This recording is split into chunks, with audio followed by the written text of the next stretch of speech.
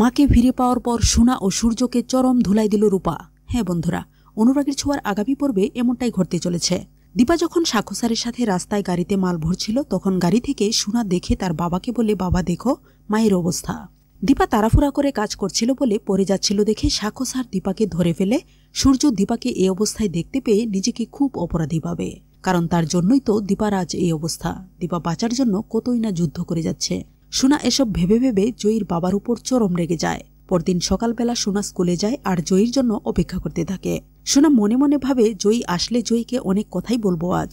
এমন সময় জয়ীও এসে উপস্থিত হয় স্কুলে, আর সোনা জয়ীকে দেখেই জয়ীর কাছে ছুটে আসে, বলে, জয়ী তুমি কেমন আছো?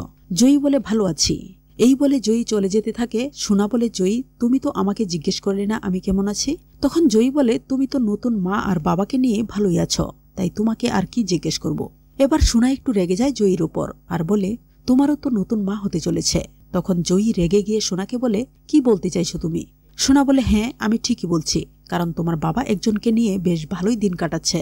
জয়ী বলে, তুমি কার কথা বলতে চাইছ? সোনা বলে, তোমাদের রেস্টুরেন্টে এসজি নামে একজন বিশেষ কর্মচারী আছে, আমি তার কথাই বলতে চাইছি।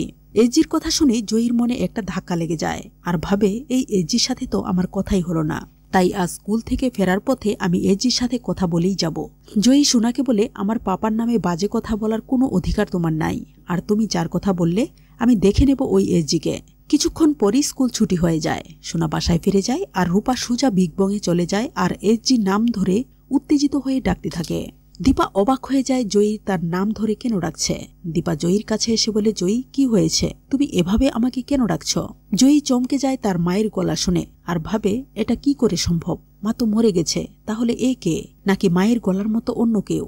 জয়ী দীপাকে বলে, কে আপনি? আপনার গলাটা একদম আমার মায়ের গলার মতো।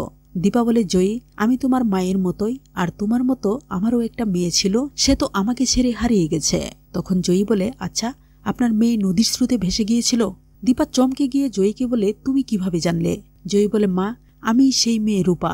মাকে হারানোর পর রূপার পুরো পৃথিবীটাই অন্ধকার হয়ে গেছে, কিন্তু মা আজ তোমাকে দেখতেই খুব মন চাইছে রূপার। দীপা কান্না করতে করতে বলে, ভাবিস না মা, সাক্ষ্য স্যার খুব তাড়াতাড়ি তোর চোখের অপারেশন করাবে, তুই আবার দেখতে পাবি। তখন হঠাৎ রূপার মনে পড়ে যায় সোনার কথা আর ভাবতে থাকে, হিংসুকুটি এতটা খারাপ কি করে হয়ে গেল?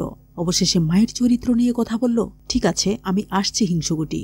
দীপাকে বলে, মা আমি একজনের সাথে দেখা করে এক্ষুনি চলে আসবো তোমার কাছে।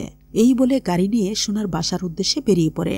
রূপা সোনাদের বাসায় ঢুকে অলি বলে চিৎকার করে ডাকতে থাকে, আর জয়ীর গলা শুনে সূর্য, চারু, সোনা সবাই নিচে নেমে আসে। জয়ীকে এভাবে দেখে সোনা ভয় পেয়ে যায়, বলে, জয়ী কি হয়েছে, এভাবে আমাকে ডাকছো কেন? তখন রূপা বলে, জয়ী তার হারানো সব ফিরে পেয়ে গেছে, আর আমার হারানো সম্পত্তির উপর তুমি কি করে আঙুল তুললে? সোনা বলে, জয়ী তুমি কি বলতে চাইছ? রূপা বলে, বলতে চাইছি আমার মায়ের কথা। আমার মা ছাড়া এই পৃথিবীতে আর কেউ নাই, তাই তুমি আমার মায়ের চরিত্রে কালি লাগাতে চাইছ? সূর্যকে বলে, মিস্টার সেনগুপ্ত আপনার মেয়েকে বলে দিবেন জয়ীর মায়ের থেকে তার খারাপ দৃষ্টিটা যেন সরিয়ে নেয়, তা না হলে জয়ীর মতো খারাপ আর কেউ হবে না। তো বন্ধুরা, যদি এমনটাই হয় তাহলে সোনা কি রূপা আর মায়ের কাছে ক্ষমা চাইবে? আর রূপা কি পারবে বাবা বোনকে মেনে নিতে? জানিয়ে দাও কমেন্ট করে। ধন্যবাদ।